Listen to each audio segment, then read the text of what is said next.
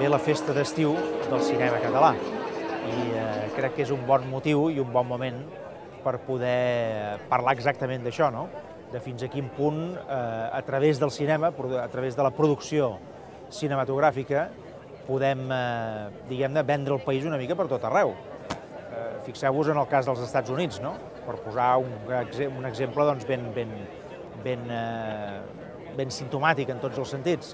Els Estats Units, a través de la indústria de Hollywood, doncs, ha aconseguit fins i tot exportar gairebé un mode de vida a tot arreu del món i, per suposat, tota la cultura i tots els valors nord-americans. No?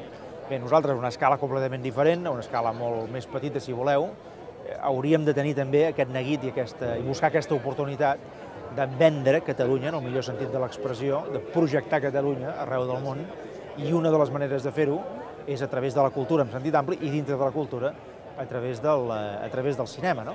Aquí tenim gent bona perquè tenim creativitat, tenim savoir-faire, no? Tenim background, tenim una mica aquest sentit, diguem-ne, de la creació en estat pur, no? De la creació pràcticament del no-res, per tant, gent molt bona en aquesta línia, bons professionals, però ara el que ens cal és donar-li dimensió i sobretot donar-li sentit industrial i empresarial a tot plegat. No? Això costa molt, perquè això no es pot fer des de les administracions només, sinó que s'ha de fer en col·laboració entre les administracions i la pròpia societat, no? Els propis creadors.